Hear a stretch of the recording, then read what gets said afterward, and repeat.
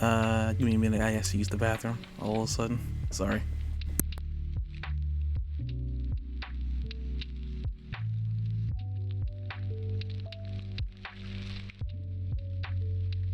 They're alive, by the way, so if you want to entertain them, go right ahead. We're alive.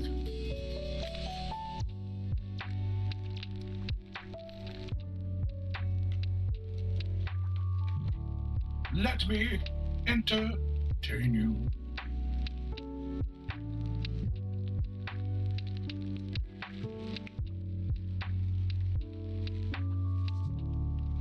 Let me entertain you.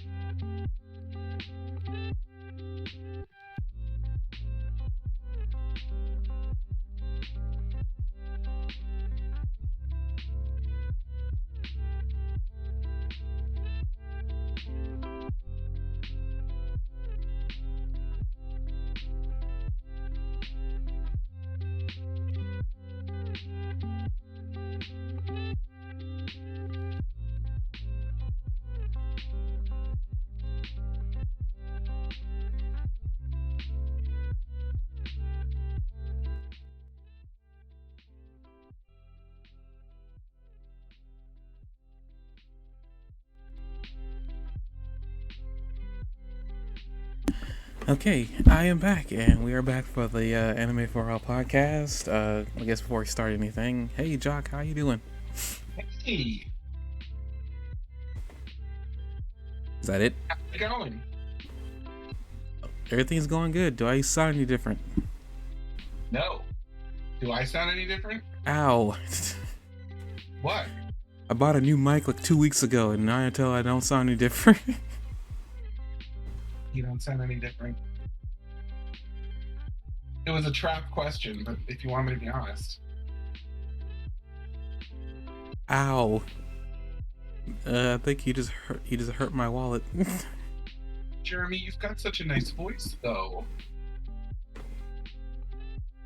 I'm hurt. It's all deep and velvety and charismatic.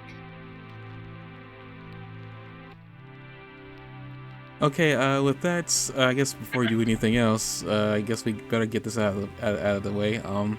Yes, we went on like I think a 2-week break. I think it what it was. Things happened, life got in the way, and I just thought it was a good idea for us just to, take care of ourselves. And we're back now for I don't know how many episodes is left, but we're getting caught up now. So I think there's 36 left. If there are 36, what's happening is these last 2 episodes absolutely makes no sense. Why not? So, and one last thing, because we haven't done this in a while, let me get Anchor.com open. There's 4 more episodes after this. So there's only 2 more episodes that got released then. Because episode 50 is already on the website. Yeah, and then 51, 52, and that's it.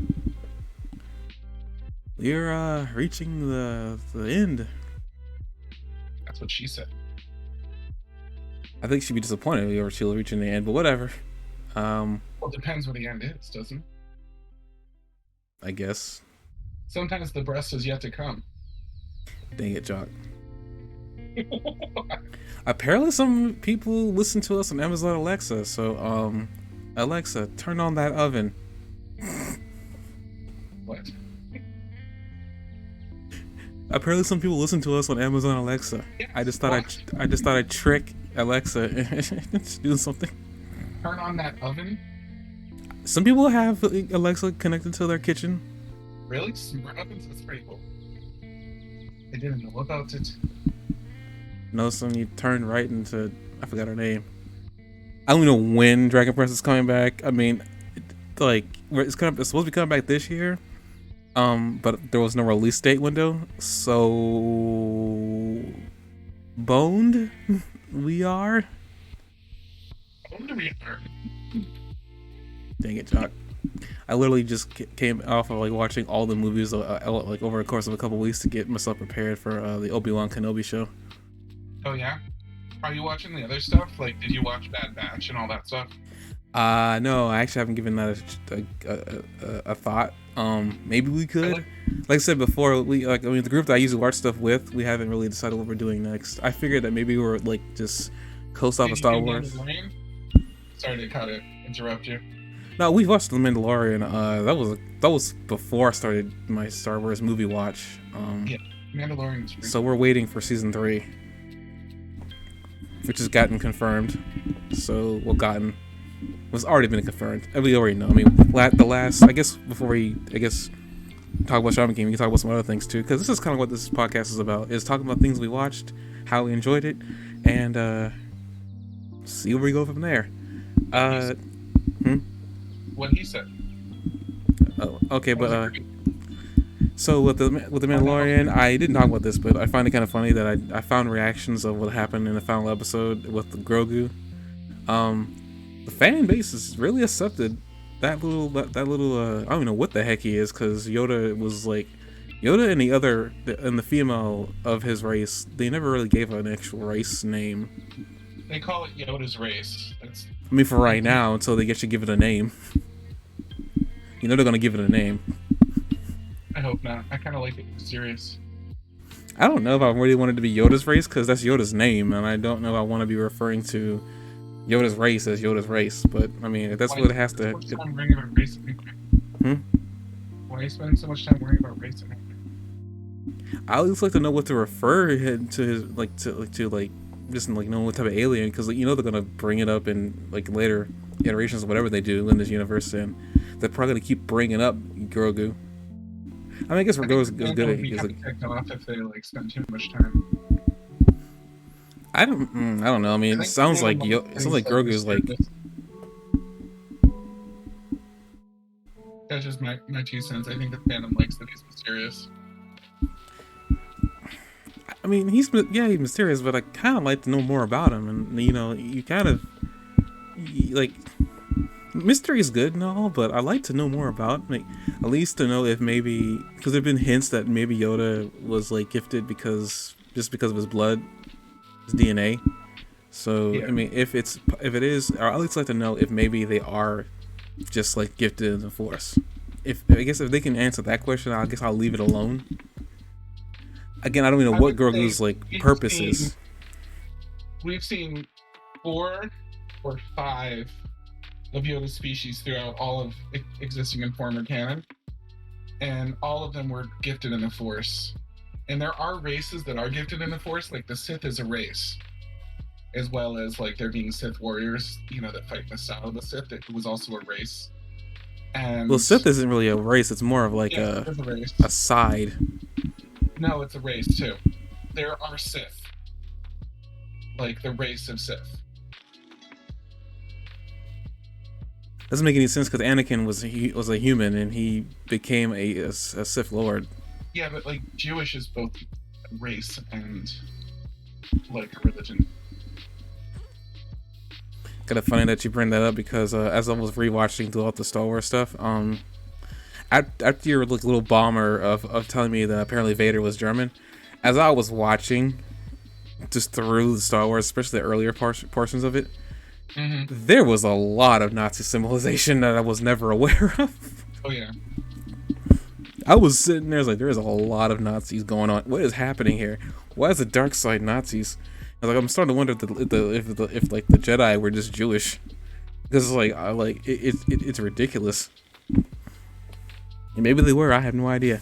But They do I, have a lot of money in their prequels. dang it, Chuck. But Dang it. I want you to look in chat and the Discord chat. This is from Wikipedia.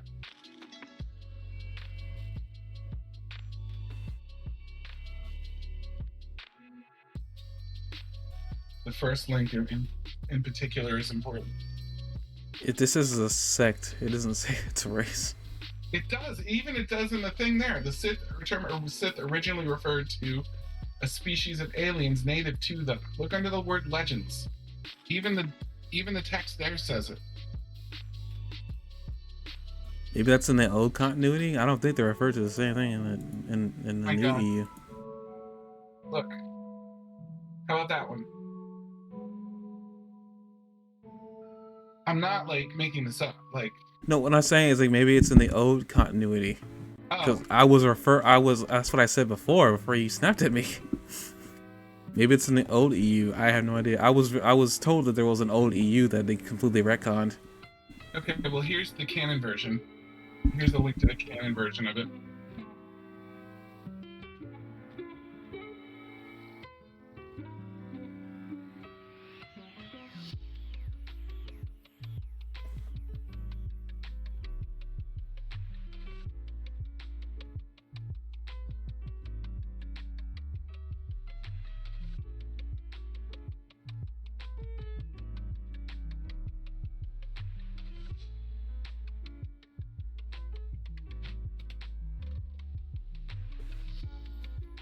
Why were the aliens red with tentacles? I've seen enough hentai. I know where this is going.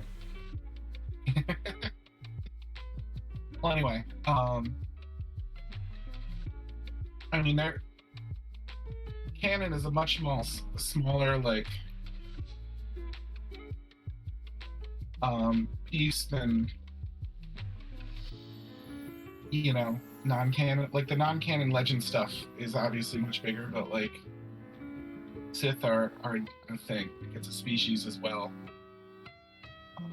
At the very least, it's not a species in non-canon until they say it's not, you know. But they did mention it in something canon, very small. So it's, as far as we know, it's also a canon species, even though it's not like a big deal. I don't really think they were a species anymore because I've like.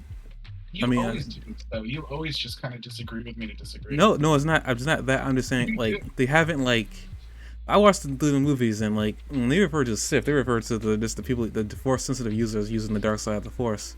They've never actually said there was a species of people, like, of aliens out there. But I mean, they never not said it. Canon is not just the movies. It's like the Bad Batch, it's the Clone Wars, it's the books. Like, canon is not just the movies. In the movies, what they're concerned with is the Sith as a race, for sure. I mean, the Sith as like a religious cult, for sure. But that doesn't mean that it's not. If it's not in the movies, it doesn't exist. I'm not saying that. I'm just saying from what I guess it's kind of what I was saying. Whatever.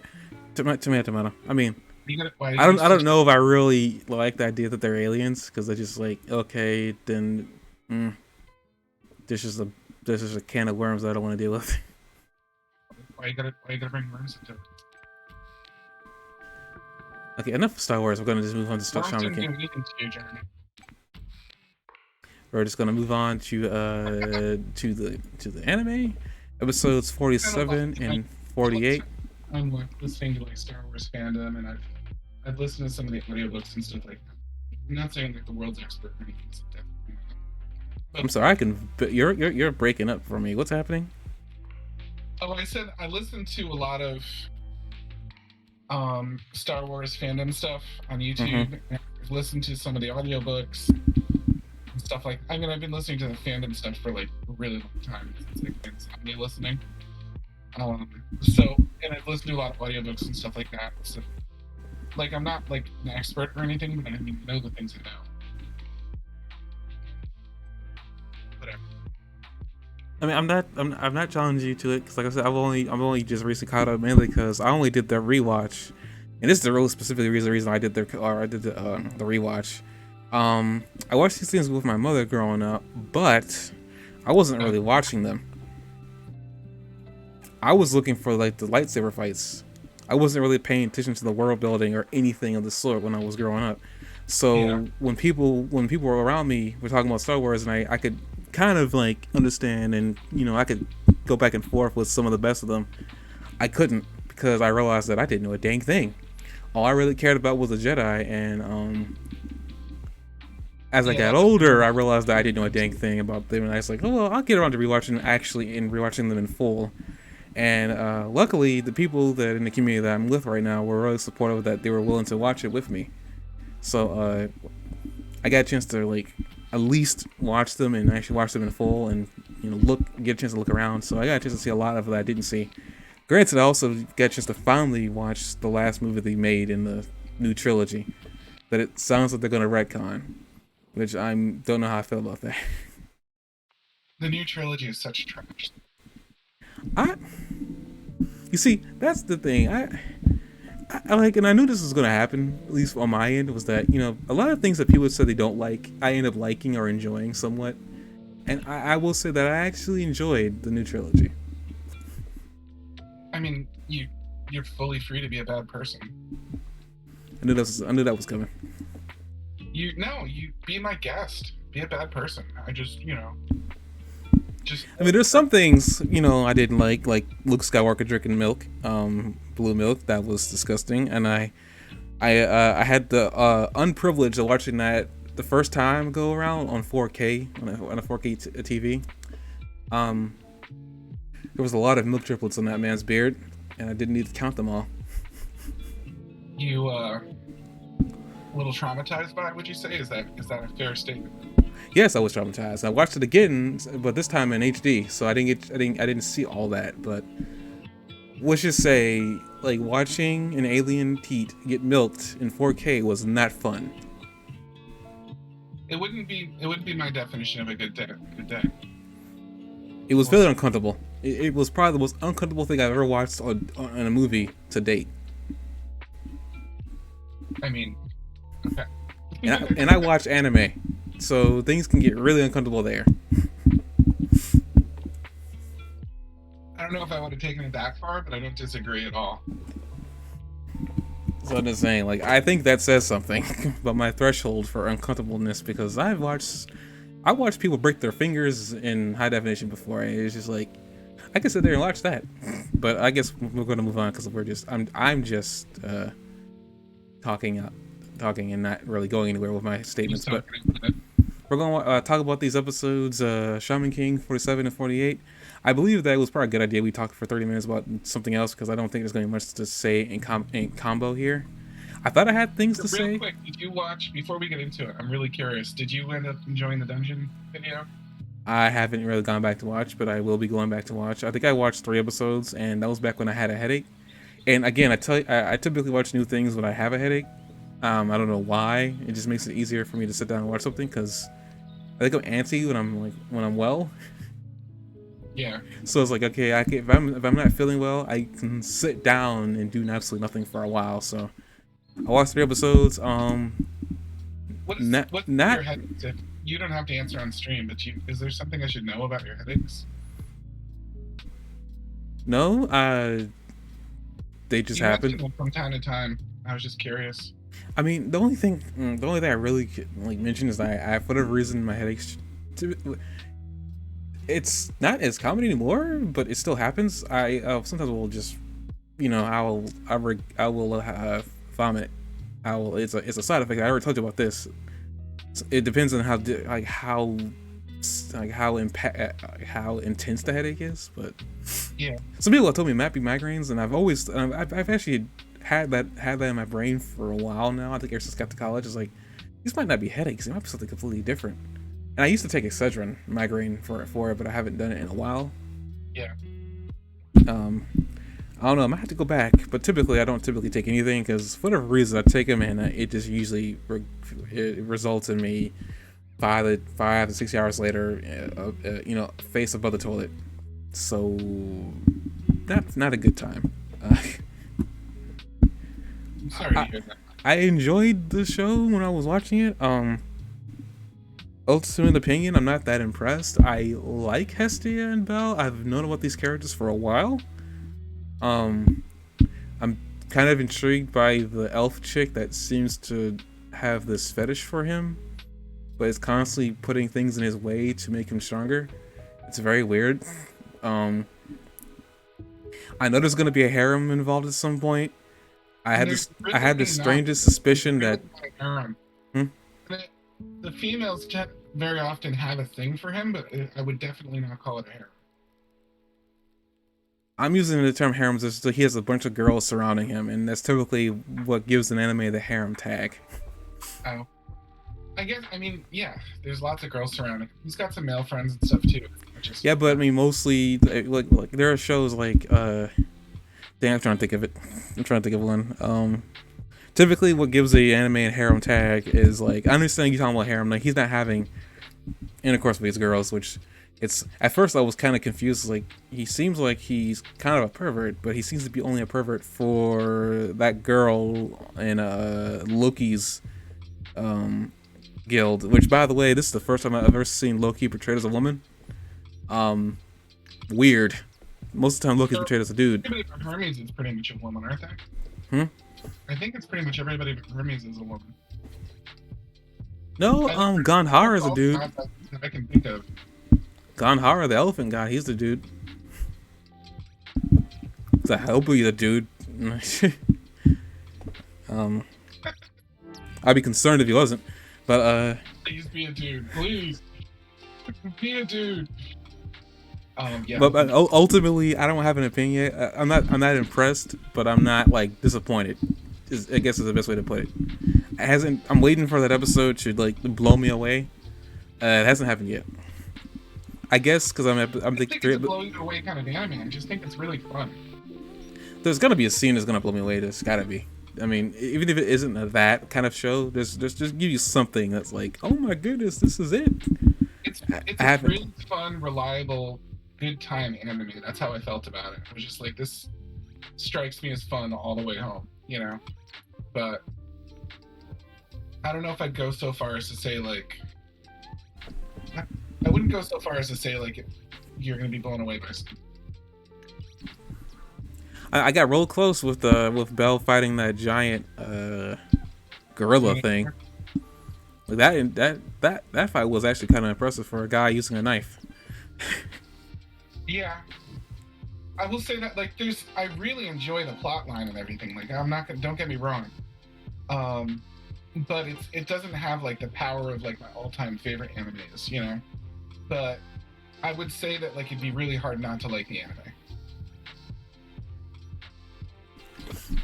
Well, I'm not in, like, I guess by impressed, like, I haven't been like, whoa or wowed, because even some of, like, the campier shows gonna give me that whole wow thing, but I haven't had that happen yet. But maybe it will in due time. I intended to watch some last weekend, but I didn't get around to it. I actually did not get around. I actually have not been. I've been on a very, like, steep lull in watching anime. Hopefully, maybe if whatever this is, like, anime block that I'm having will end soon, so I can get back to it. But we'll see. You didn't want to watch that boxing show, huh? I'm fully aware of Baki, and it's just one of those things I haven't really been interested in watching. I've seen some of it, and I know that it's, like, you know, I know people who are really. I got drawn into some of the. Well, not Baki, Hajime no Ippo. I've seen some of the animation, and I'm well aware of the manga, and I'm surprised the anime is still not going, because that manga, as far as I'm aware, is still being printed. Like, the creator is still making chapters. That thing is, like, I think it's, like, the longest running comic in the world right now.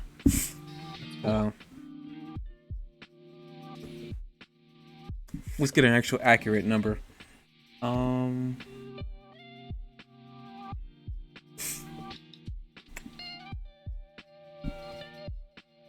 think it's still running, and it began its run on October 11th, 1989. It has 133 volumes out right now. The fact that the show isn't still running is very... Oh, it's got... It at least had 3 animes. Huh. That surprises me, actually, because I thought it didn't have that long of a run. Wait, is that 3 or 2? I guess one is an OVA. So it's 2 animes and 1 OVA. I'm kind of watching it with Jessie. She's like, her take on it is like, she's like, it's not my favorite thing of all time, but like, I'll watch it with you. So it's like, again, it's like, I don't know. I haven't been blown away by an anime in a really long time. I really liked My Hero Academia, and I find that you have extremely good taste when it comes to things I'm likely to like. But I can't say I've been blown away by something. I mean, My Hero, for me, blew me away. My Hero Academia, I wouldn't say it blew me away, but it's extremely good. Like, don't get me wrong in the least. Like, I'm thoroughly enjoying it. But I don't know, dude. That's fine. I mean, everybody has their own, like, what makes them, like, what blows them away. But I'm really enjoying it. That's the thing. Like, I can't wait for the next amount. Well, that's like later this year, I think. I think we're looking at October. It's taking way too long. I want to watch Dragon Prince too, because that's been fantastic. That's what I mean. Like, you find things that I really, really enjoy. Like, you have extremely good taste in anime. But nothing like the things I think probably the closest something's come to blowing me away is that that anime with the sword woman. That's very vague, Jog. You have to be more specific. The sword woman, the woman with the sword that like we watched together. We didn't watch it together, but I recommended it to you. Moribito. Oh, I am sad to say that did not blow me away. I think that was probably the happiest I've been with an anime, short of the ones you've introduced me to. That's good. You really need to watch the Rising of the Shield Hero. It's got a season 2 coming out, and I think you would enjoy. It's kind of like fantasy, where you get the main character being thrown into an RPG world, but without spoiling anything, for me, if anything, that's probably I've been really surprised at how, like, I thoroughly enjoyed that thing from start to finish. Rarely do I start an anime and I like the first episode outright out the gate, and because even My Hero Academia wasn't like that for me. I didn't like the first episode. It wasn't like, oh my god. It took a couple episodes and that thing for it to catch my attention, but like for Rising Shiro, kind of caught my attention because it wasn't the stereotypical, like, you get thrown into a world and you immediately, become the king or whatever, or you're just like immediately like good. He's kind of got that going for him, but something happened. Like, a wrench gets thrown his path, the Shield Hero, and it's like things like I wasn't expecting. Like some of the things, like I guess I can say, the main character gets thrown into the fantasy world, and he meets 3 other people who also come from like the realm he's from, and they are like, apparently they all like picked up the same book that was telling a tale, and they get sucked into it. And funnily enough, it's like I think each hero picked up a book that designated the kind of hero they're going to be in that world. The Shield Hero, obviously, he picked up his book, and the funny thing is about that, when he picked up his book, it had an ending. It was a story being told, and it didn't finish. When he saw that, he got sucked into the world, and like essentially he was given like a shield on his arm, the name of the freaking show.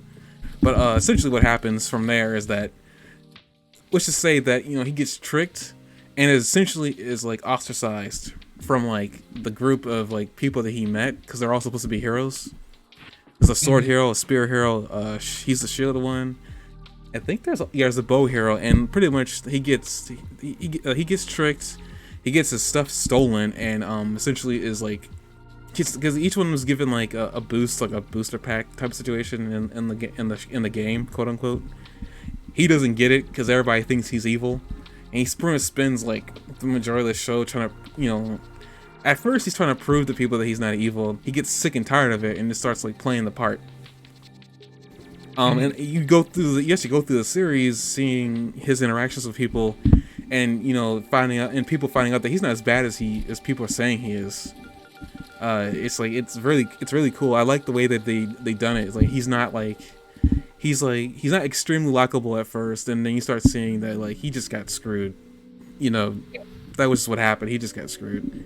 Essentially, he ends up repairing relationships, and he ends up getting back. So he gets back surprisingly funny.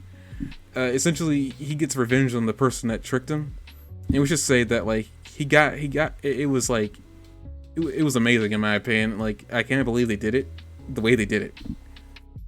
But you have some characters, you have some character interactions. Like the first character that you meet is pretty cool. I think I liked her.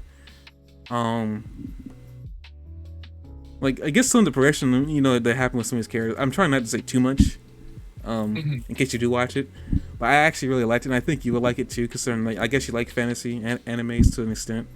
And I'm not sure if you've seen a lot of animes that have like a character from the modern era get thrown into another universe, and like in pretty much playing on RPG terms. Because some of the things you see like magic and whatever, it's like really well done. There's a skill tree, and they're not even shy of like kind of almost breaking a fourth wall. Like you see the character looking at his skill tree. It's like a computer screen possibly in front of them. It's actually kind of funny, but like it fits in the world because you know you're playing. Talking about right now, they literally have a skill tree. Huh?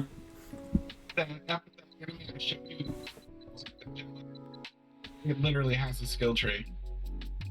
Yeah, you see it. You like. I mean, like they literally there's an encounter with a monster. And like he's like looking, he has a party already, and he's like he has a mage, he has a sword fighter, and a giant bird. That I will just like leave like completely vague because it's kind of hilarious. But like he's like trying to figure out how to deal with this because he's a tactician kind of, and like he's looking at his skill tree because he remembers earlier on when the way he levels up is actually like beating monsters and then taking some of their essence and putting it into a shield, and the shield analyzes it and gives him various shields that he has, and he has a plethora of shields actually. Some of them are really cool, and I like some of the aspects of some of them. He can't really attack on his own, which is the kind of the downside that he has. He has to have somebody to fight for him, and it's even weirder and kind of messed up how he kind of has to get one. Nobody wants to join him because he's supposed to be the villain. He's a bad guy, so he has to like get a slave at first, and it's just like it's really at first it's really messed up like what happened to him, but like by the end of it all you're kind of like, yeah, I think this is like a better way to have built him up. Like he's the most powerful. It's funny that like he's the most powerful person in the show. But he's not really powerful in the sense of like he has a lot of attack. He's just powerful because like he has all these defensive abilities and whatnot, and like he's managed to like I guess like he's a character that can bring people together and change people's minds somewhat, but it's not in the sense of like Midoriya or Yo for that matter. You know, he doesn't like beat somebody and they immediately join his side. And it's some of the people that he ends up like partnering with like are just kind of happenstance. Like they just kind of happen to be there, and they like him. So it's like, you know, like I think it's what I kind of enjoy. The guy's name is Naofumi, but like, you know, like I think you need to like sit down and really watch to get a good feel for it. I love your conclusion. I think you just need to sit down. I'm not trying to say much because like I actually really enjoyed it, and the season 2 is coming out, and I cannot wait for season 2. It's actually been a show that I could not wait for. You concluded it. You're like, you just need to sit down and watch it. He told me to do with like if is it okay to pick up girls in the dungeon? Shut up and sit down, son. Just watch it. Okay, enough of that. It's like just we're rambling on about nothing, but I mean that's kind of the point of this. Like, at this point now, just to talk. We're gonna review episode 47 of Shaman King. The name is Plants. The overall, like, synopsis is the Shaman King is finally decided. Woo! It's none other than how, in order to prevent the destruction of humanity, Yo and his friends decide to move to prevent the fusion between Hao and the Great Spirits. But the patches block the way to protect the new Shaman King. The one to block Yo's way is the man who challenged Yo from the past. I gotta say that I was very shocked, kind of like when they first had Silva pop up to stop them. Yeah. I was like, wait, are they really gonna have Silva fight him now? And then it's revealed that Silva just like met them up there because he wanted to. We also find that apparently they broke, quote unquote, him. Yeah, I mean, that seemed to be the whole explanation as to why he was doing that. But like, I felt like he was still sort of trying to help them too. I think all the patch are trying to help in their like own way. At least the ones that aren't like who aren't like siding with Hao, which is only 2. If you don't mind me going out of order for a second. I mind. Stop it. No, just kidding. The one thing I felt was going on there is I was reminded, and you're gonna hate me for saying this, I was reminded of Dragon Ball Z, or I'm sorry, Dragon Ball Super. I already hate you for this. What? No, just kidding. Continue. You already hate me for this. I heard you. Just kidding. And you're not though. No, I am. I really am. In Dragon Ball Super, do you remember the scene where one of the universes the first universe gets eliminated, and they focus on one of the angels, and the angels gets this like weird smile about them losing as the universe gets eliminated, and then from that point forward, everybody wondered if the angels were like a bad guy or not.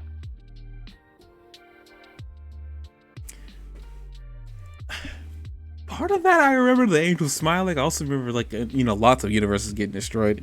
Are you using that as a way to compare what happened at the end of the first fight with the first patch member?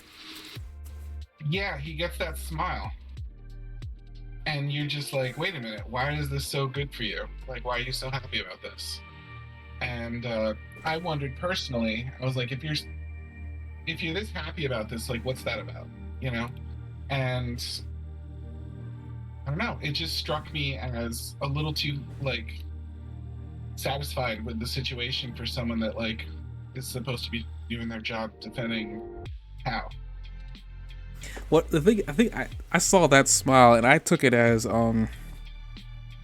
we haven't seen the smile since, because the other 2 that happened to follow suit are just like hardcore trying to stop him. Yeah. But well, no, because then the third one says, I really didn't want to have to do this. I was trying to stay neutral. And they go through that like scene with him where he's kind of reluctant to do it. He even gives them a chance to surrender. So far, we've only really seen one patch that's all about like taking them down for good. No, the patch efficient for the spider guy and then the falcon guy that follows him. Those 2 are trying to stop them hardcore.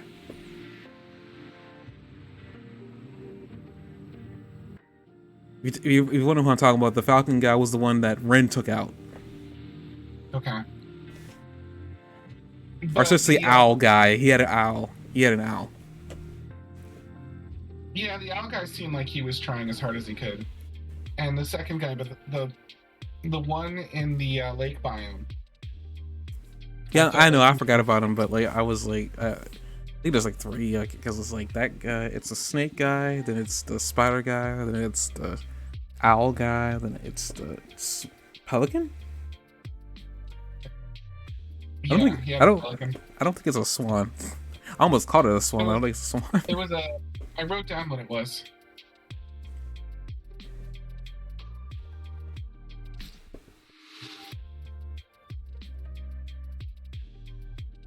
It's an Australian pelican. Taka. Sorry. That's not. I guess I did my research for at least one thing. Don't call my research cocker. Thank you, Jack. Okay, I guess we talked about Silva as like they also actually take this time to explain that apparently I said a lot of numbers get thrown out here, so forgive me if I forget something. But basically, what I got from all this was to simplify it for right now, as we dive into this rabbit hole that we will not be coming out from for a couple weeks. There is an underground facility, and there are 10 biome plants, what they call them, plants, and each plant has a specific biome in it. Apparently, this was Mu technology. I'm actually jumping ahead here, but apparently these were developed by the Mu civilization as they went into space, which is interesting that they bring that up here. Considering that the last plant that Hal gets up getting to is emulating space, and apparently they bring up the fact that that because they were human, they weren't able to really, I guess, successfully do what they were trying to do, and they just all perished. But a part of me wonders if the two girls that were with Hal bringing him to where he ended up were part of the Mu civilization. I have no idea. That's just my own little question. That can go down there. Yeah, I don't even know. They might just be young Patch people, because that's probably what they are, just young kids from the Patch tribe. But yeah, maybe we'll find out. Maybe we won't. I have no idea. What do you guys think? Leave your thoughts in the comments. Going back to the very beginning of the episode here, after Silva attacks Yo and shows that he's much better than him, essentially two more Patch members show up, and they have their little conversation about you're not gonna be able to make it because the Shaman King sleeps for 10 hours, and these are 10 plants that will slow them down. So I think this is you saying you're imagining that the pace they would need to be able to go through these is to get through each plant in 1 hour. But then I realized I was kind of wrong, because he also has 5 extra hours, right? Well, I mean, the ritual is the was to take 5 hours. I thought there was another set of numbers that they threw out too that made it seem like it was almost like a full day. But if I'm taking what you have here, it's 15 hours in total. Yeah, they have at least 10 hours to get down there. If they don't make it by then, they'll have 5 extra hours as the summoning happens for the spirit in how to fuse. Plus the transition time or something. They were really vague about Yeah, I mean, I know they threw some numbers out that I completely forgot, and it might have been a transitional time that you're referring to. I don't know. It's there's whatever's going on seems like it's going to take a long time, which is probably why they have the becoming of the Shaman King happens so far into the earth that nobody can find it. Apparently Hal passed all these plants with no problem. I guess because the Patch tribe isn't trying to stop him; they're trying to stop Yo and the gang.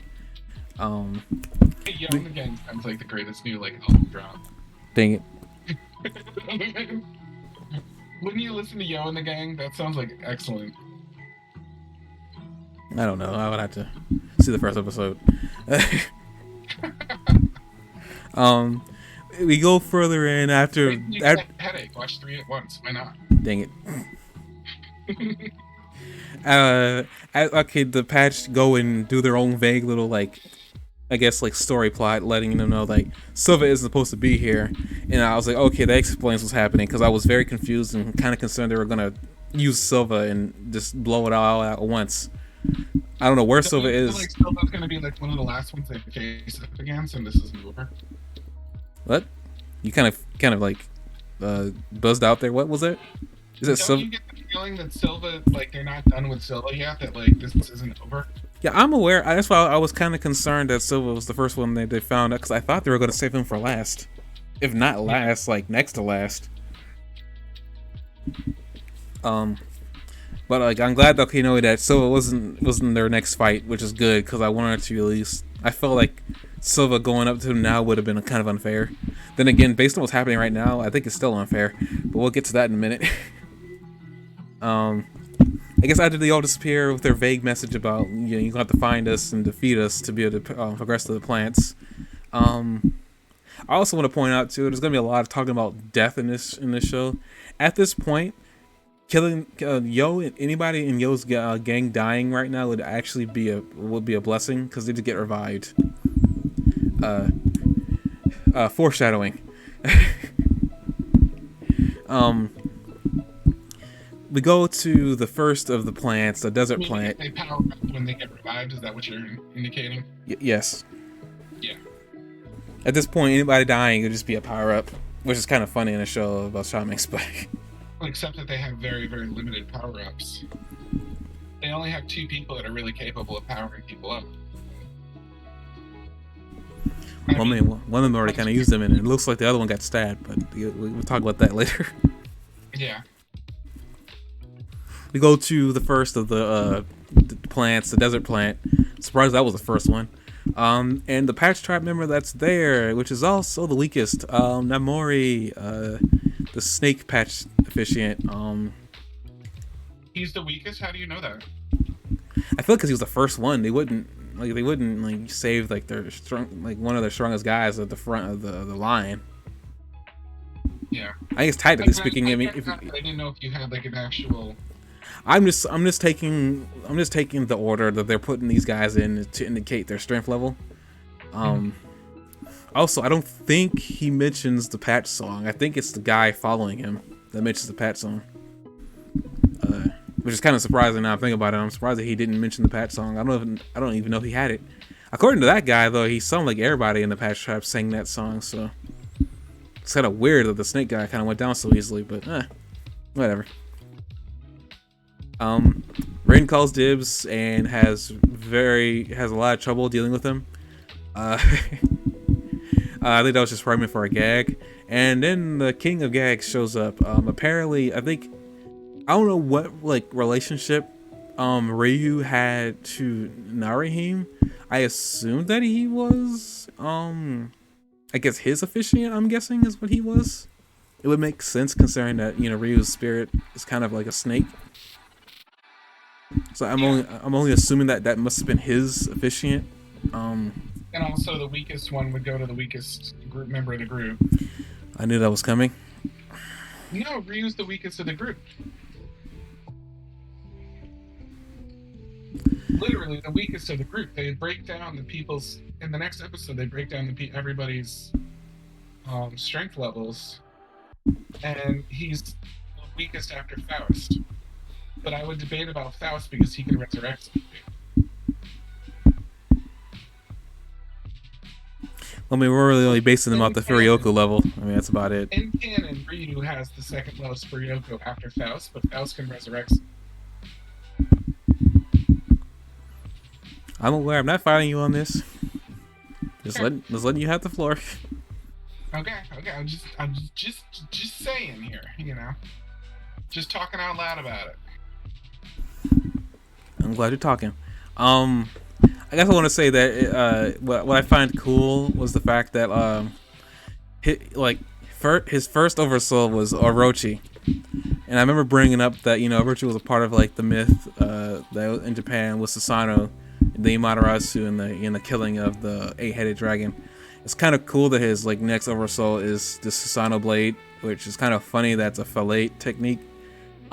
We apparently find out through this that apparently I guess he's supposed to be the chef of their onsen business when this is all said and done. I mean, I could see it.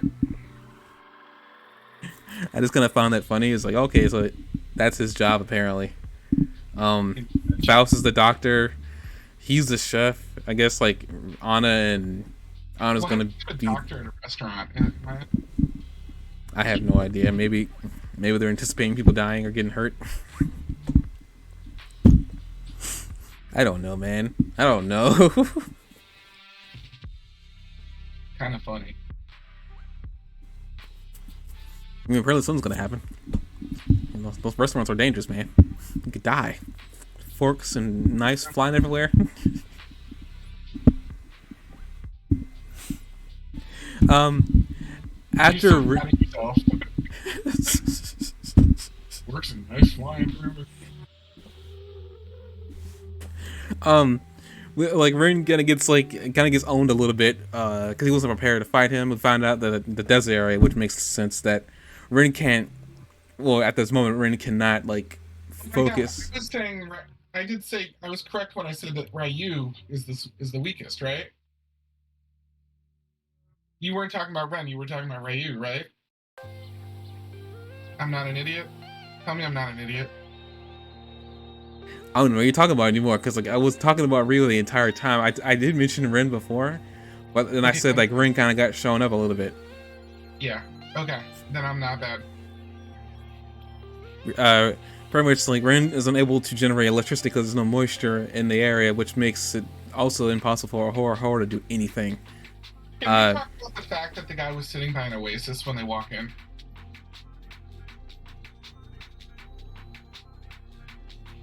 Maybe it wasn't enough water. I have no idea. There was an oasis. But he's also a mirage, dude. He's also a mirage.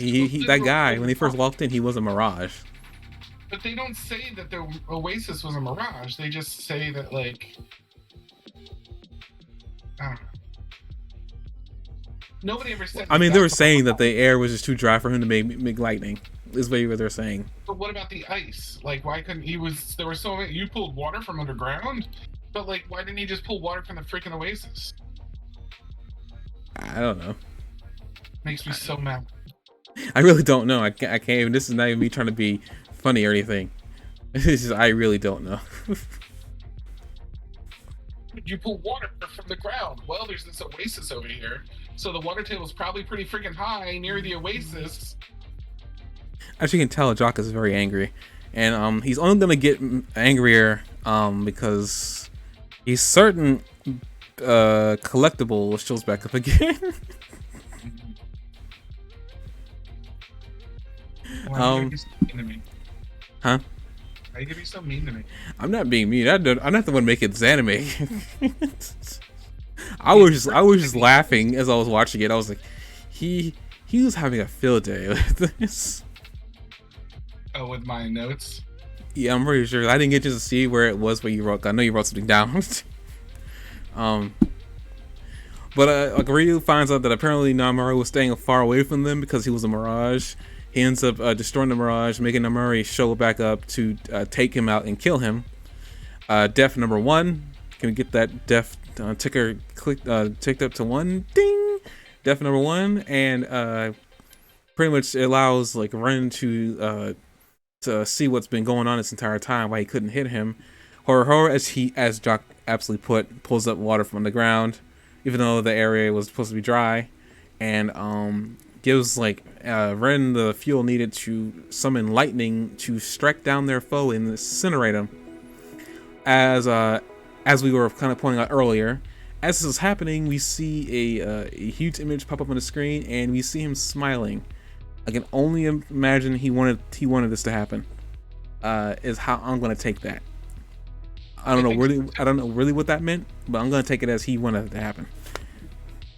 I think so too. I think he was glad, and I think like he's like, all right, I did my part. No one can say I didn't. I'm burning to a cinder, but I think secretly he wants him to win.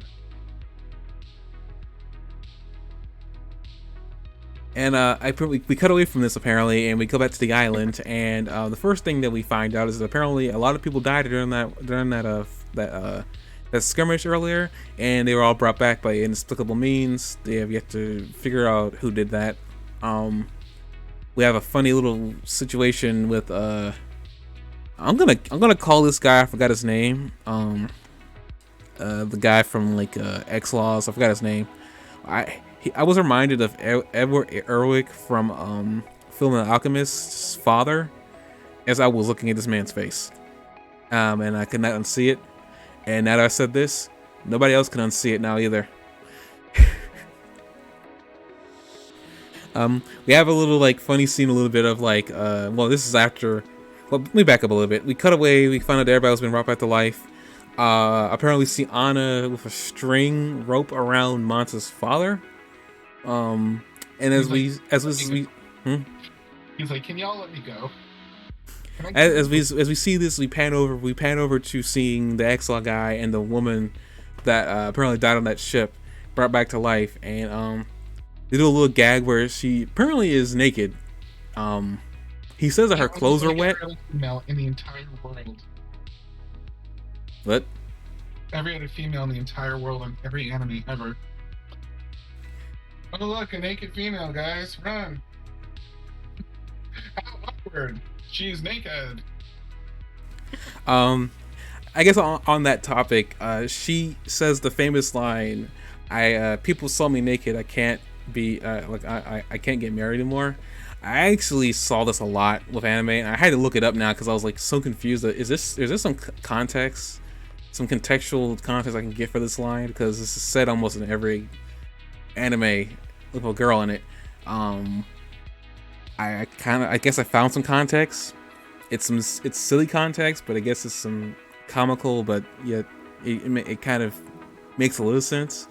I'm guessing, at least from what I read, they were guessing that this line was probably made to poke fun at like old-timey Japanese, where usually the woman with like parents would like find a husband for them, and typically there's like a woman be looked up and down based on her parents and whatnot, and like I guess her traits and her properties and whatnot. And typically, if a woman, I guess, was seen naked, this would be one of like the discouraging factors for, I guess, somebody being like I guess like the potential husband's family from saying like we don't want this woman for you, whatever like that. I think it's something silly. They're just poking fun at like I guess it's like old timey Japanese like traditions that don't happen anymore because they're silly. I guess it's kind of what they were saying. It was like, I guess this is what that was they're making fun of. Because I mean, this line doesn't get used a lot now in modern anime, but it was used everywhere back in early anime. That's interesting. I had no idea about that.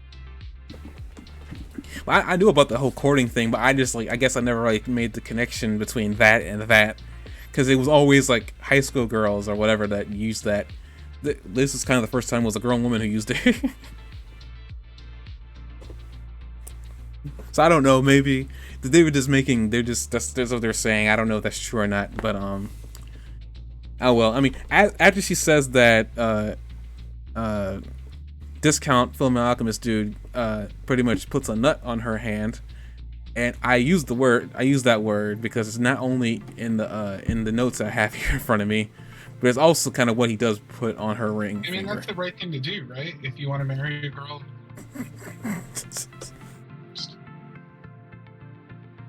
No, guys, don't do that. I mean, if you've nodded her first, you should probably marry her, right? Dang it. I did this. Dang it. This is your fault.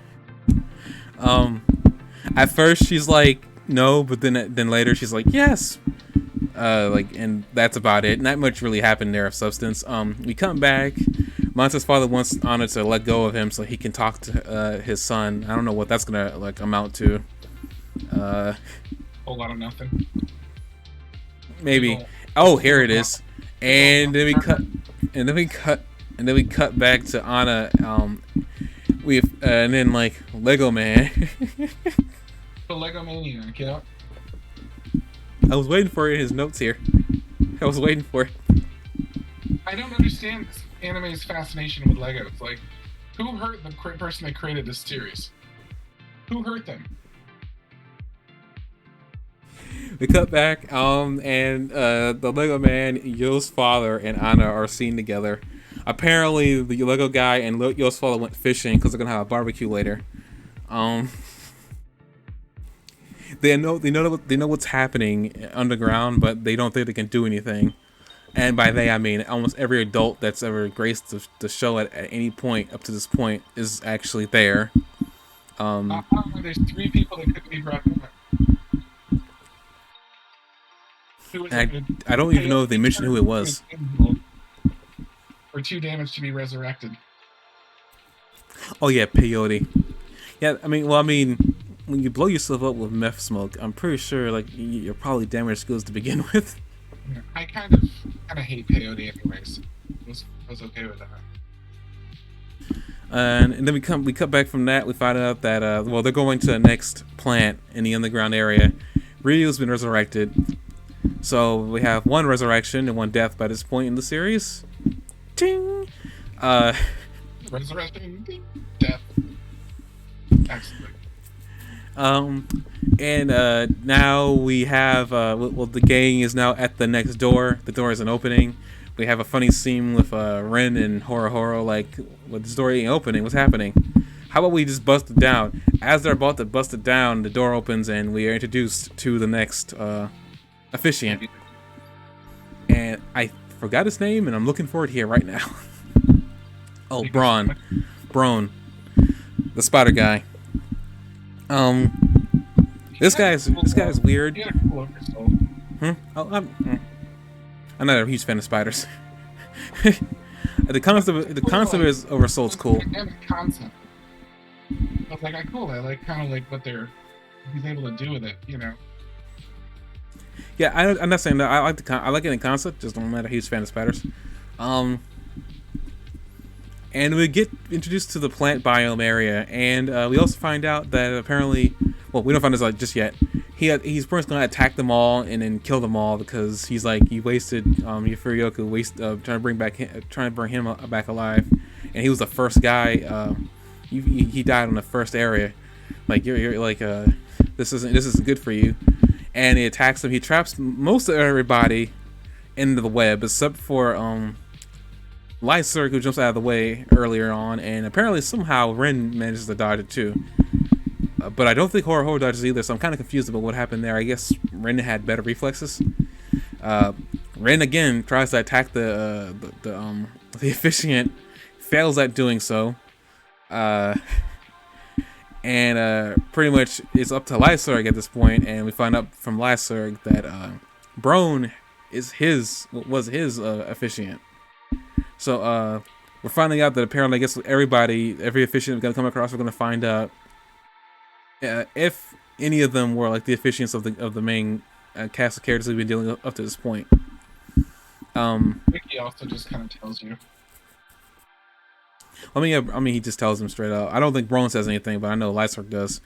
Lyserg has a moment of like, feeling sorry. He doesn't want to do this, and ends up burning him with hellfire, and essentially that's like he essentially thinks he's killed him, and it finds like he didn't. A piece of spiderweb shoots him in the chest, looking like it killed him. We find out that apparently the main reason why the Patch tribe are able to defend the Shaman King is because they have a ritual song that gives them powers of the Furioka. It makes the Furioka a little bit like more, I guess, hardened. And yeah, it might as well be a troll song at this point. But they've been singing it. They've been singing it up to this point. It's the dumbest thing. They just like start singing, and everybody's like, "Oh no!"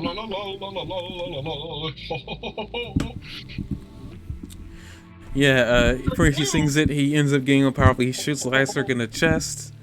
Yeah. Pretty much thinks he's got Lyserg, and he summons blue spires with his song.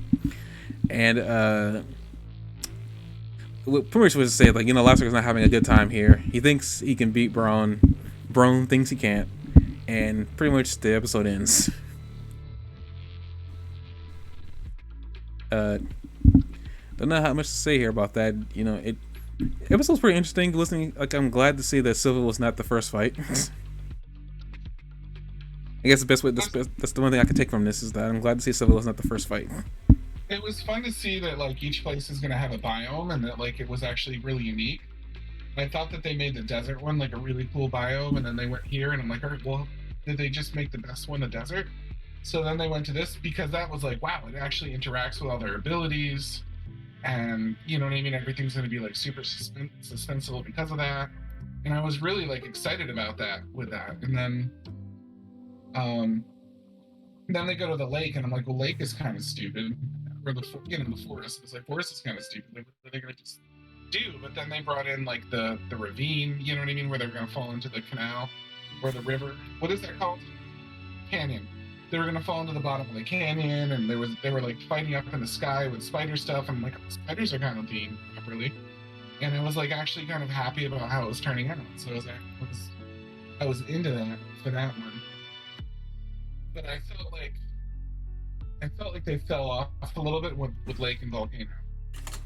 But I'm really, at the same time, I'm really excited about the idea of them going to space at the end. I don't know. I had mixed feelings about it. Is basically what I'm trying to say. Man, I like the concept of like having areas so they're just not fighting underground and it's just like brown textures everywhere. I think that's kind of like the Yeah. point of these like plant areas is that they wanted to have a fight underground, but they didn't want it to be all brown. So this is what we got. Yeah, I guess like I said, the only thing that like I was a little bit disappointed by was that they had the.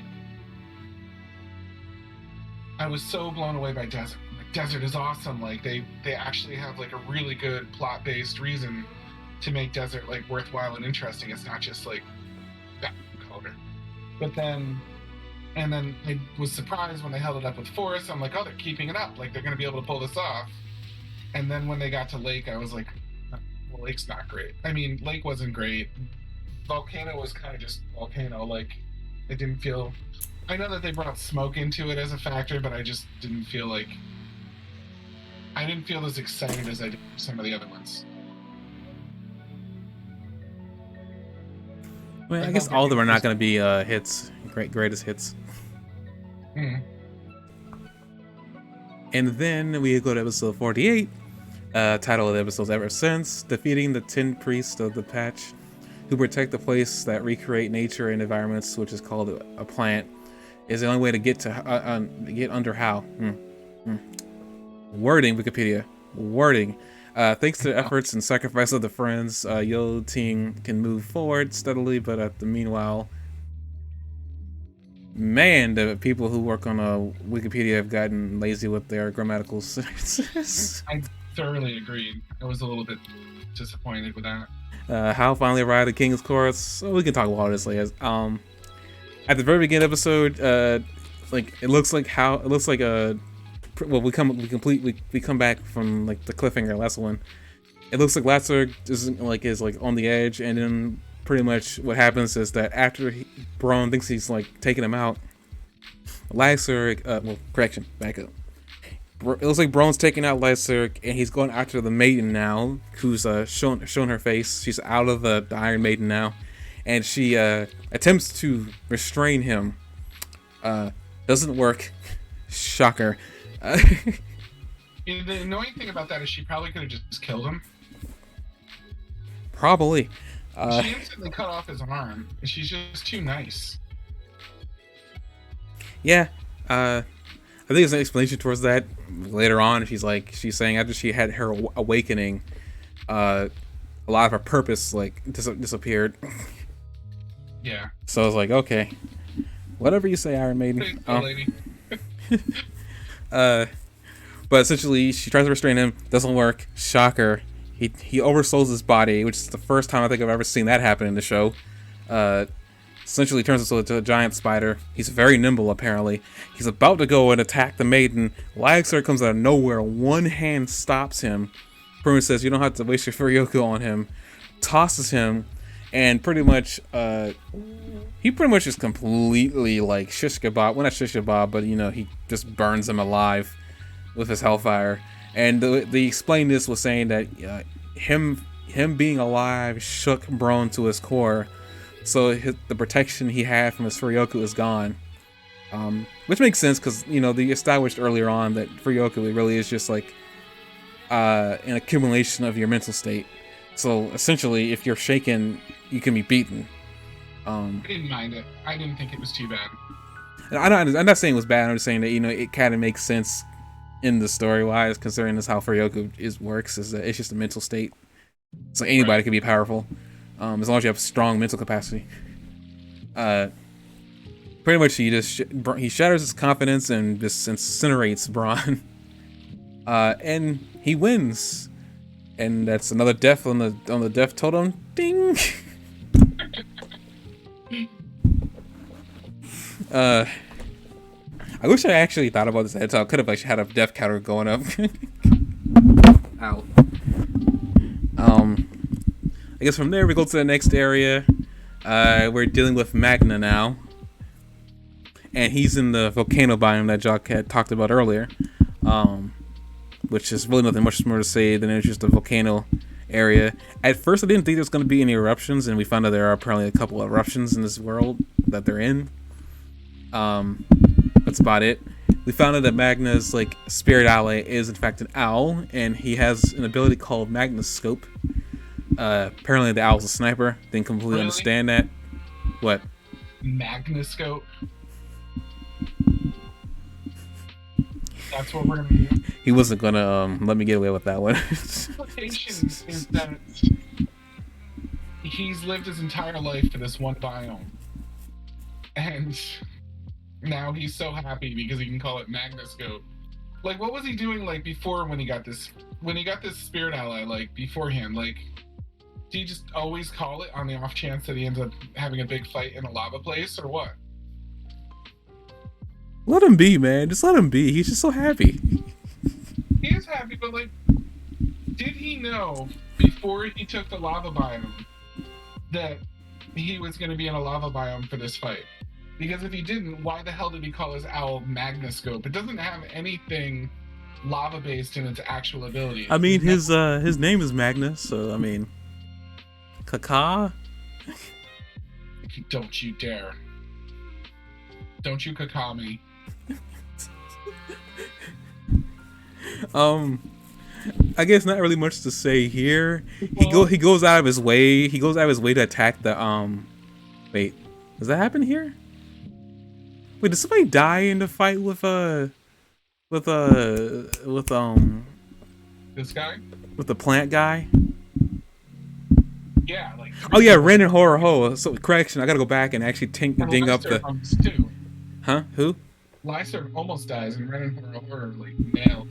Okay, I forgot that Horror and Ren died in that fight. So when we go back and retroactively tick up the the death counter, ding ding, and resurrection, ding ding. Okay, we got that. That's all right in the world now. You know what this conversation reminds me of? I'm afraid. What? I had a boss when I was younger, and no kidding. One day he came in, and I was really happy, and he looks at me, and I told him, I said, "Today is Talk Like a Pirate Day," and he looked at me, and I looked at him, and I smiled, and he looked at me, and he went, "Gay," and he walked off. He just went gay, and he walked off. And I feel like ding ding ding ding ding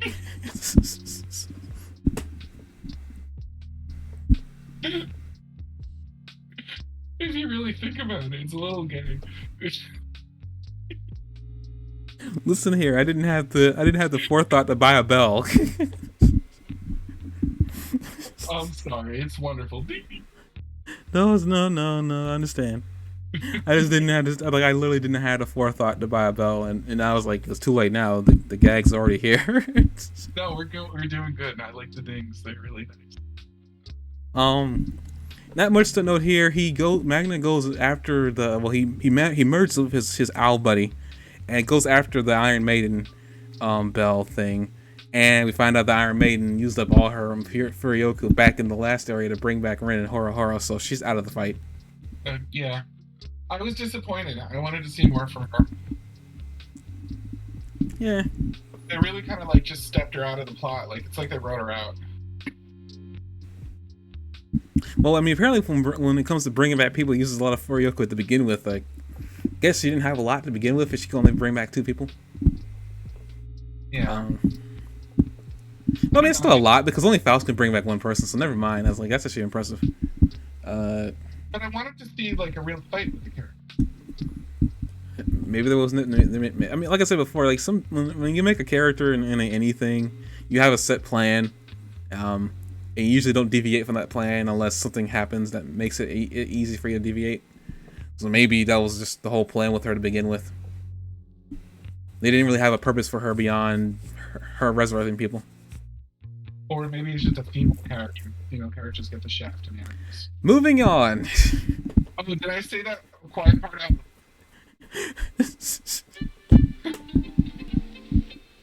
Everybody heard you. But we found out that she's no longer in the fight anymore, at least for right now. She may come back again. Granted, she said that she didn't have enough time to regain her Furioku, so I guess she's gone forever. I Magna is now fighting. mean, mean, what a wasted character. Can we admit that it's a wasted character? They spend like 10 episodes building up what a badass she is, only to have her do like one more heal than Faust can do. I mean, that's impressive, right? It's one more heal than Faust can do.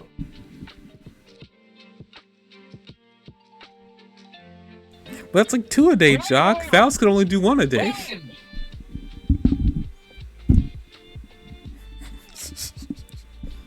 I mean, yeah, it's disappointing that she got taken out so fast, I will admit. Why do I have to be the angry one all the time? Why can't you be angry too?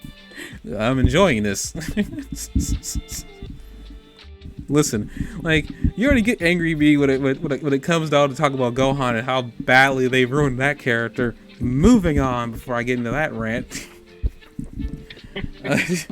Seriously, I will not get in that rant. I know how you are. I'm not talking about that. I'm just going to avoid it altogether. I have very strong opinions. We've already heard this several podcast episodes. I'm not going to, like... If you want to hear me rant about that, go check out the previous podcast episodes of My Hero Academia. I think I talk about it there. He's a very, very angry man. But, I can't really think of anything. No, I mean, Rin goes after Magna, and, it looks like he takes down Magna, but then Magna starts singing a song, and essentially powers back up. After this happens, it seems like Rin's on the rope. Yo apparently figures out the Opachu. I like to say, I'm very confused as to the Opachu's gender, because I've seen the word she thrown around, and then I've seen the word he. I don't know if that's a translation error. I noticed that too. It confuses me on the concept of, like, stop using the male or female pronoun if you don't know what gender it is. Like, just say they or something. It makes it a lot easier. Anime loves to make you wonder what gender somebody is. But like, there's not a moment in anime history where an anime is happier than when you have no idea what you're looking at gender-wise.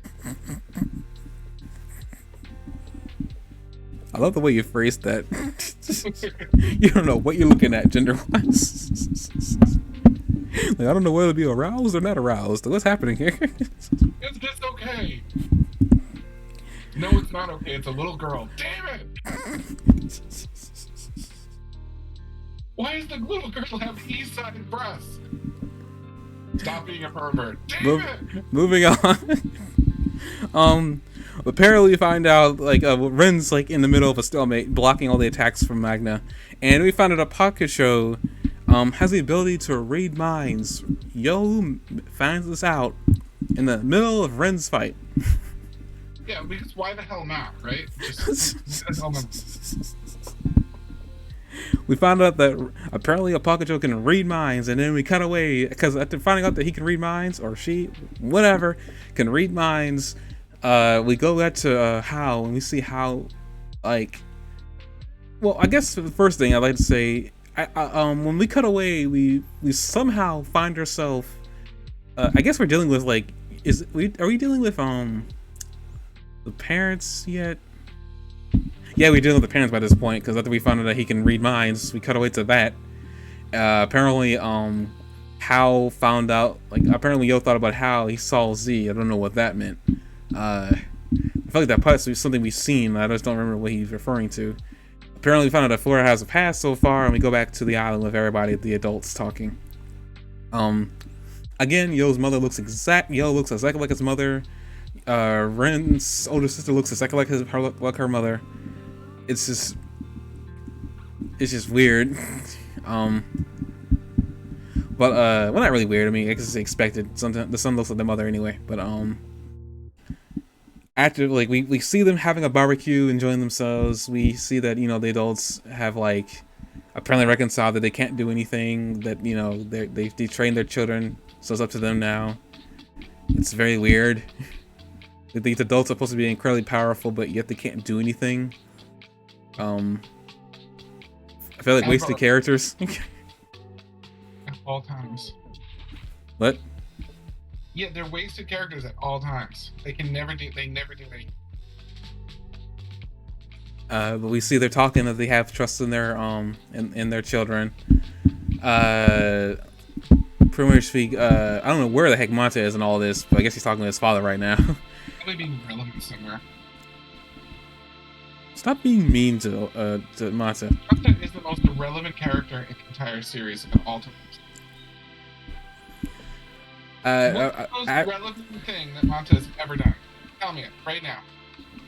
Pop quiz. Apparently, you have a line here. Maiden is awkwardly nude in a waterfall, praying for everyone's succeed.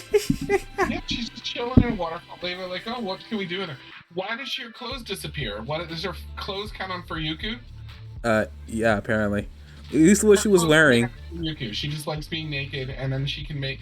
When she does choose to make clothes, she makes a chastity belt. Can we not talk about the chastity belt on a 11-year-old girl? Just for the hell of it, she's like, you know what I could really dig right now? A chastity belt. That's what she decided. That's how she lives her life. I'm not gonna judge. I think Jock's already done a lot of that for me at this point. Why what? Who chooses? Who opts in for chastity belts? If she wanted to keep her virginity, I have no idea. From who? She's 4. 11. Oh, I'm sorry. I know it's not much better, but still. I'm sorry. How dare?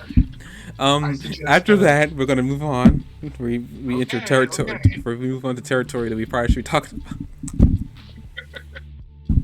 But we cut away. Anna is like showing that like she can show the Furyoku count levels because that's apparently important right now. And here we here for the Furyoku countdown Olympics. I want to go back to Dragon Ball for a second here. Don't you dare say numbers like power levels are irrelevant, because I know we're gonna go with this. No, what I want to say is, doesn't this feel like all the like irrelevant characters hanging out on Master Roshi's island? And like they're like, meanwhile, back at Master Roshi's island, and you're just like, oh, what the hell? And you have to sit there and like go through the bullshit with Master Roshi, and he's like, rank old young girls, and everybody's like, Master Roshi, you're a pervert. And he's like, I guess I am. And then they like all laugh like good naturedly because that Master Roshi, that's scamp. And then they like, you're just like, dude, I want to know what's going on with Frieza. I don't care about this. I kind of enjoyed this like island thing. I really did. You know, it was kind of cool. I mean, yeah, they're not there for any purpose. Chilling on an island and be like, oh, we're all friends now, and I don't care. Be friends. I don't want to talk to you. I want to find out what's going on with the relevant characters. I don't care about Manta talking to his dad. Who wants to know about Manta and his dad? Was there anybody that was watching this anime that thought, gee whiz, I hope I find out more about Manta? How's Manta doing right now? I understand what's going on with the plot, but gee whiz, let me at that Manta. I'm gonna like upset you right now, but I actually kind of find Manta as an interesting character. He's not relevant. It doesn't matter how interesting you find him. It's like the joke of me like being all obsessed with Froppy. I know that Froppy is not relevant. I mean, I still find Manta's like family issues kind of interesting. That's just me. I know he's not really relevant to the plot, but I like to at least get some going on with figure what's going on with him and his father. Because like I mean, the guy's a douche nozzle. I like for all the characters to be happy, and apparently Manta's not happy. I would like to get that resolved. He's not unhappy. Really? Have you not seen this man? Do you think he's embarrassed that his dad is 2 inches tall? No, I think he just doesn't like his father being in his business. Yes. But apparently here we use this to find out the Furyoku levels. I'm very shocked at how high Choco Love's Furyoku max level is. Man, almost hit 200,000. We knew that Choco Love was like turned out to be one of the most powerful characters. Then, are you that surprised? Yeah, because I have expected like Ren and Yo's Furyoku to outclass him by this point, but that clearly has not happened. Yeah. No, I mean, Ren already admitted that he was more powerful. Also to point out, based on these numbers that we have right here at the time of the episode, Ren has used a lot of Furyoka. He's used half of his. It looks He's like doing a lot of Ren. fighting too, though. I mean, that's true, but like Yo looks And his like he's like. Furyoki is like, annoyingly, his Furyoki is the third lowest out of the group. Like, he's not very. I mean, I'm not counting Mapacho at all, but out of the rest of the group, like his is the third lowest.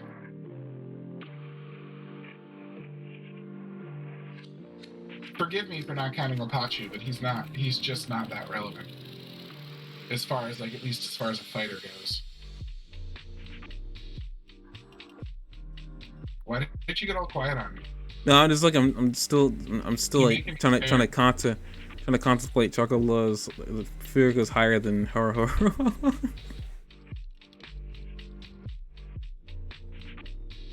I don't know why. I just like I always kind of like thought Chocolove and Horo were kind of on the same level, kind of. But like just seeing this, like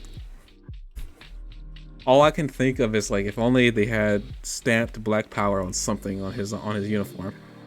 I think I would have gotten a kick out of that. I don't deny it would be. What? I don't deny it would be fun. Like, jeez. Okay, but like I mean, we have Yo's at this point is 108,000, Ren's at 100,001, or Ho's at 120, Chocolate is at 197,500, Light Circle's at 170,000, second highest. Ryu's at 85,000. I'm not gonna lie, that's higher than I thought it would be. For Ryu? Yeah. Faust is 12,000. Because it means I'm almost as strong as Ren. And he didn't go through hell for that either. Like, Ren literally went through hell and came back and has had, like, all these, like, deaths and death, like, boosts and things like that. And Ryu has a wooden sword. Well, the wooden sword is just a medium. It turns into a real blade. I know, but it's a wooden sword. Faust is at 12,500. Apacho at 800 because apparently the mind abilities don't use any Furyoku and the maiden's just out. Good question. I wonder why I don't know why we don't see her full Furyoku. Didn't we get a number for her earlier? And I don't even remember what the number was. Yeah, we didn't. I mean, we might have gotten one at some point, but I was curious what it was. But because she's out, they don't even tell you. But I think it would have been interesting to find out like where she stood. Because they talk about her like, remember when she fought up against that guy against Braun, and then he's like, "Oh, finally someone that can hang with me." Yeah, I suspect probably like if anything, maybe her Furyoku level is probably in the 200,000s. I would suspect, considering the spirit that she has is supposed to be Kami level. So I got the feeling that her power level was like Chocolove. The wiki says that her power level is 500,000 initial and 680,000 final. so I wasn't that far off. I was like 300,000 missed down, like lower than should have been. But I suspected. At least they're as powerful as everybody else combined. I don't think if you added everybody else up, it wouldn't be 500,000, would it? Or it would definitely be 680,000. That's what I said. I think she probably is the most powerful out of a group, but because she doesn't really, and that's probably why they got rid of her, is because like she is powerful probably, and she probably could take out everybody with ease. Probably, considering she constantly is putting herself near death anyway. Yeah, she should have just like gone alone. Okay, pretty much like we have Ren dodging. We come back from the island. Meanwhile, back on the other side of the giant head. Hang on, I'm almost done adding these up.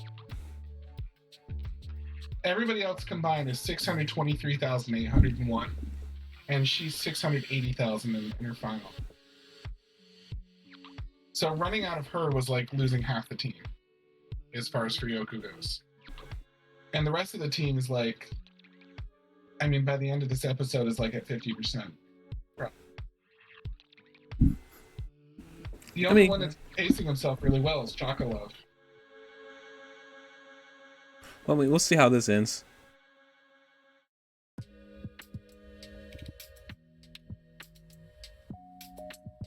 Shoot, XLG. Somebody came here asking about your health, Jock. I guess I mentioned that you kind of were feeling under the weather last 2 weeks, so if anybody's interested in that, you can tell them right now. I was like, I thought it was COVID. I was like really, really rocked out by it. And it probably hit me for like 10 plus days. Like, I was like really, really, really out. Um, I was sleeping for like 14 hours a day for a little while. My son got it. He was out of school. My wife got it. She was out. And like, I tested twice for it just to see because it just seemed, I was like, I don't know how I'm this sick and it's not COVID, but apparently it wasn't. So, you know, I'm glad, I guess, but like also like, holy crap, was I sick? So thank you for asking. Who was it that asked? XLG. I don't think he's here anymore though. Well, if you come across him again, thank you for asking. No problem. Actually, speaking of that, I will need to send you like a link to the Discord. Steve said it's all right, so I'll get to that. I'll get that to you when I can remember. That's if you want to, like I'm not gonna force you to do anything that you're uncomfortable with. What did you say? I'm sorry. No, like I got back from Steve, like word from Steve that it's he's fine with it. That you join the community, the Discord. Okay. I mean, let's chat on that like offline. So I feel uncomfortable. Like, yeah, I know. I mean, basically all I was saying. All I was saying was I'm going to send you the link. I just say like I'd rather like offline on that one. There's no problem. Back to the other side of the giant head. But we see Rin dodging a couple attacks from the guy, and from like dang, I forgot his name already, Magna, and I apparently cut away again, and I find it the weirdest transition. I almost thought they managed to get to the end of the area. I was like, we're not gonna see the other plants, like what the heck? And then it's Howler coming through the door. I was like, oh, okay, never mind, that makes more sense. It took me a while. I was getting all ready to be disappointed. I was like, what the hell? Like, where's the other fights? What are they gonna do with all these episodes? I wish they'd had like some sort of like meme, the enemy layer, but they didn't have like a announcer character in this series. Well, something speaking, but he's a fighter now. But it's kind of funny. Like I almost like, well, they skipped through everything. I guess we weren't gonna see the rest of the plants, and then we found out Tao that we're with right now. It's like, oh, that was sudden. Mm-hmm. And I get it. Like the audience probably wants to know what he's been up to, but yeah, it makes sense. It felt abrupt. Yeah, I mean, I was kind of like I wasn't expecting it, which is probably the point of it. But we were with Hal now after we found out about like the whole like mind reading kid that is with Yo right now. We found out the final area is a space plant. And the person waiting for Hal there is called Rutherford. I guess it was a her. I have no idea. Sometimes like sometimes my voice is gonna be high in this show, so it's like you never know if it's a girl or a guy. Yeah, and back to my comment about anime is never happier, and except when they like know that you have no idea what you're looking at. We first get a lore dump here about the Moose civilization, and it's really weird they managed to make an entire area like act like the vacuum of space, leaving with zero gravity. At first, Rutherford. Because why would they bother to? Where can you go where you wouldn't get space? The other ones make sense. They're like, well, they were going to leave Earth, so they decided to preserve like an Earth-like environment, yada yada yada. But where are you? What planet are you going to go to a space planet? Why would you make a space planet? Space. I have no idea. Do you understand what I'm saying? We have to preserve the memory of space. Like, what are they talking about? I mean, that's why the Moose civilization didn't last long. Because they weren't very bright. That's what I kind of found really weird is that they're pretty much saying they're making the assumption that I guess they weren't that intelligent. But it's like they made this plant facility down here that takes a lot of ingenuity. And usually you think intelligent, you think engineers to be intelligent, higher intelligence than the average person. But um, we found out about we found out more about Howell's ability to read minds. We found out it's more about I guess he can read basic concepts in people's minds, but he can't read complex ones. And he was very vague on that one. I feel like they wouldn't bring that up unless it was definitely relevant. Do you? I mean, now you say that, I guess it makes sense. I mean, maybe there's a weakness or a hole in Hal's armor that we don't know about. I feel like that's the only reason that you would bring that up. That it was gonna come up as a factor later on. I guess, I mean, that makes sense.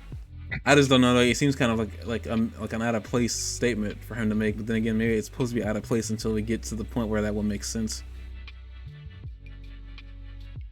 He kind of only brings it up because the Rutherford thought he could read her mind, and he was kind of yes and no. I got the basics of what you were thinking, but I didn't get the entire story. So it was nice that you explained everything. So it was okay. Not really much to say there. I mean, then we pretty much now he's going over to he gets created with the Great Spirit. Now he's getting ready to prepare the ritual to become one with the Great Spirit, and I guess we cut back to Yo after this revelation that apparently Apako can read minds. He's like, I wonder why Hal let Apako to go with them, which I guess is actually an interesting question.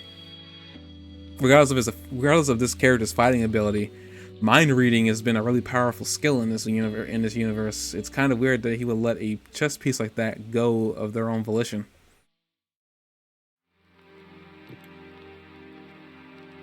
Do you think it's a sign of his slight weakness as a character that there is that human side to him that seems to be a big factor in the series just in general anyway? Are they making a nod to the fact that there's some substance to this character that they want you to kind of know about? I guess. I mean, I take it more I think he has a soft side for Yo, and in every encounter, when they keep teasing a dang fight, and it doesn't happen. Sorry, that he has a weakness, or he lets his guard down around Yo for reasons unknown to anybody else. Yeah, I can see that. It made me wonder though, I was just did they just bring him in just to make you feel like this guy could still be saved? Was it a plot device to remind you that there was a human under all there that they're preparing you to have in mind for later in the series? It felt a little bit like that. Maybe I had assumed, because when y'all had the revelation, I thought at first maybe Apako was some entity that was a part of Hal, and that's what I thought was going on there, but I guess not. I like to know what Apako's doing with him anyway. We never even got that information. We don't even know what Apako wants. Apako mostly is just and has big eyes. We like you said, we're not even fully clear on his gender. Maybe we'll find out at some point. And now we got this revelation that they can read minds, and we from there pretty much apparently I guess I must have glossed over this, but I guess Ren destroys Magneto. Sorry.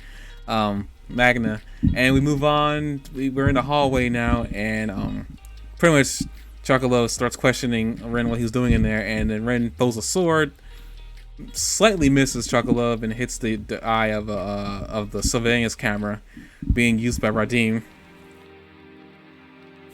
And I guess Rain was being vague about something, so you'll find out eventually. I don't know what he means by that.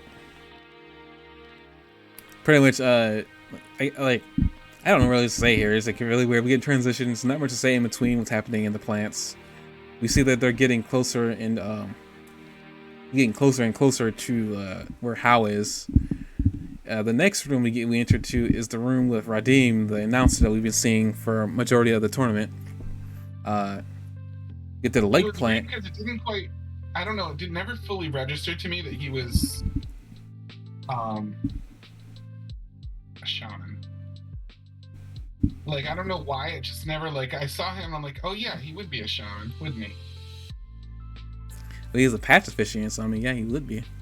I know, but it just, like, it never occurred to me that he would also be powerful. Like, I realized it for the first time. I mean, yeah, that right there was kind of like the weird thing. It's like, I expected him to, like, be simple, but apparently he's not. Well, he's simple, but he's, like, not, like, easy simple, I guess is the best way to put it. But, we get to the room with the lake plant, and he's in there, and he's, like, he encourages them to quit. You know, them being them, the main characters say no, and he proceeds to rock their worlds, metaphorically. Like a hurricane. Dang it. Dang it, Vegeta. But he pretty much shows like his at first it seems like him just using his Furioka to make a blade is as a simple trick, but like he's very nimble, he's able to float on water, and he pretty much wrecks almost everybody's like oversoul. Just cuts it. Like it seems simple too that he can cut it too. It doesn't seem like he's like, and with the aspect that he can just sing and get more powerful is even scarier. And then he just kind of wants to level with him and be like, guys, you're not gonna make it. Stop doing this. Which is kind of fair because like we just added up everybody's abilities and said that they were all collectively slightly less strong than Maiden. And twice of Maiden's power is about 1.25 million, which is where the Furioka reading for Hal is. So when he says, like, guys, you're not going to beat him, he's kind of right. Like, how are they going to beat him? Maybe that's the trick. Maybe Yo came down here and with the idea to not hurt Hal. I mean, he did, but I mean, what are they expecting to get? They have to, like, fight their way to Hal so Hal can talk to him again? Is that, like, what his big plan is? I mean, maybe because Hal's going to be sleeping by the time to get to them, maybe they're going to take the time to rest. Maybe they're expecting to have enough time to rest to get their power back. Yeah, I mean, that's not a terrible idea. But we talking about a terrible idea, but I mean, they're probably still going to do it. I mean, given their options, that's not a terrible idea. But actually, speaking of terrible ideas, we cut back to the island. Meanwhile, on the other side of the giant head, apparently June says that she can't find the children, and I was sitting here like, what do you mean you can't find the children? They're underneath the ground right now. And then I remembered that there's two other children that they were talking about. Which children were they talking about? That's what I thought they meant. No, I thought they were. I forgot that they were talking about like the kids that Yo's father was looking after. I forgot about them. I forgot they existed. Oh, yeah. I forgot I thought she was talking about like Yo and the gang, but no, she was talking about the two kids, and talking about bad ideas. They were actually rushing towards to defeat Hal, quote unquote, and we cut away. Her idea wasn't bad though. Their strategy isn't bad. They want to punch a hole in the airlock and flood it. I feel like they want to try to attack Hal. I don't think they're trying just to break an air pocket. But I mean, Hal can't like not drown. If he's asleep in there and they flood the thing with water and he's in a shaman sleep, that sounds like as good a plan as I've heard from anybody so far. Do you think it's gonna work though? No, I don't think anybody's plan is gonna work. But like, if we're being completely honest here, they're doomed as hell. But like, as far as like plans go, it's could be a lot worse. If you have to pick something to do, you might as well do that. I mean, I guess you're not wrong.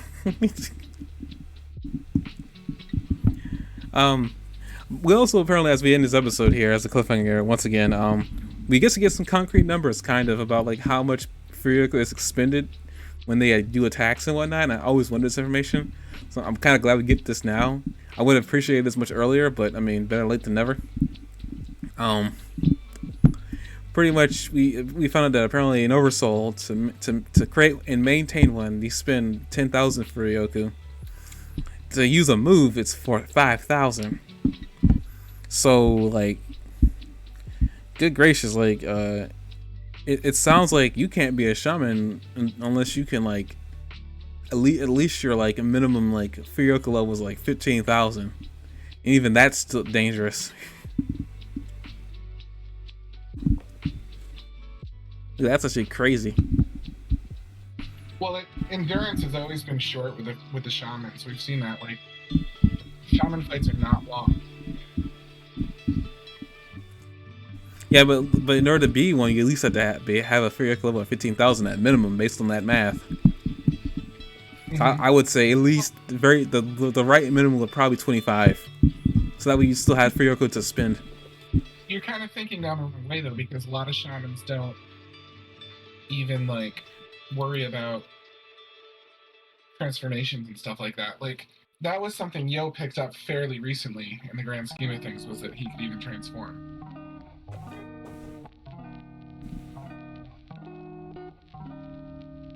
I mean, I guess, but he was saying like basically the basic oversoul is like 10,000, and then like each move is like 5,000. I mean, even if it was just that like the minimum, I guess what I'm trying to say, the minimum entry point to be able to be a shaman is like kind of still high. Yeah, but I just meant that like until recently, like nobody was even transforming. The first few episodes, like nobody even found out how to do that. That was like next level shaman. To hang out with this type of shaman, you have to have high level stuff. But like that witch shaman on the boat, for example, she didn't transform.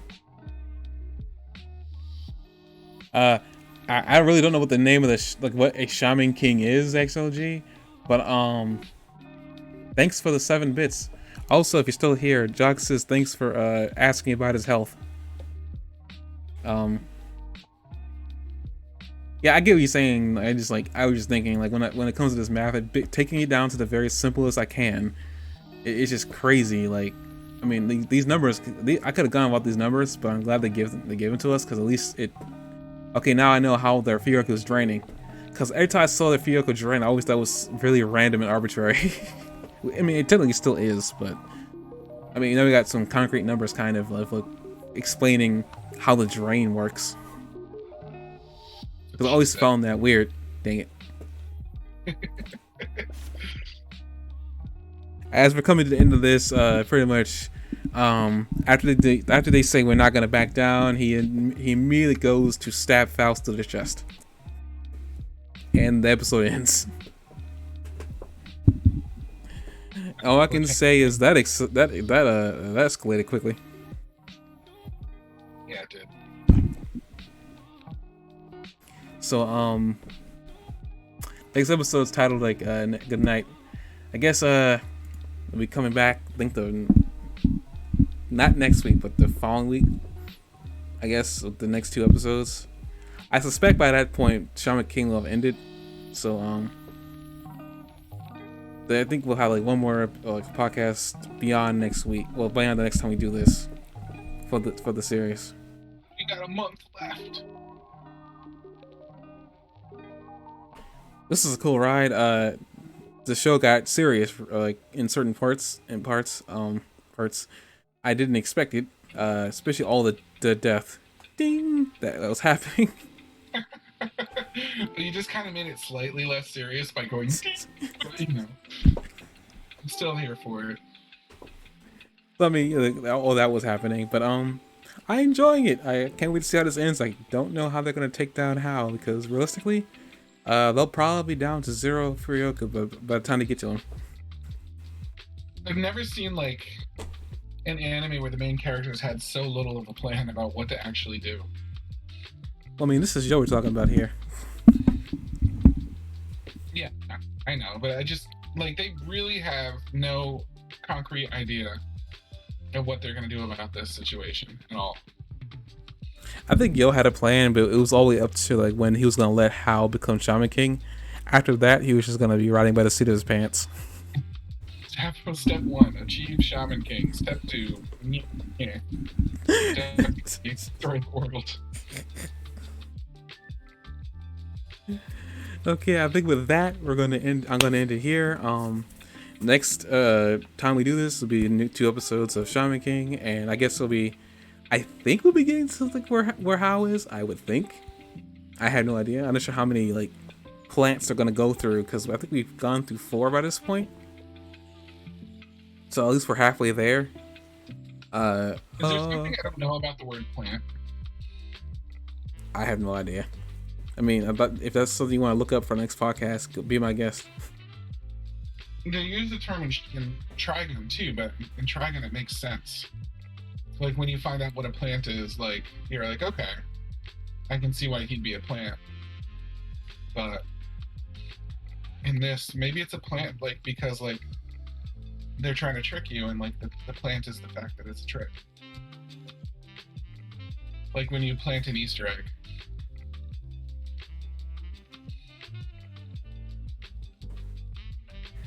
And with that, and with that, folks, we're just ending it here. See you guys next time.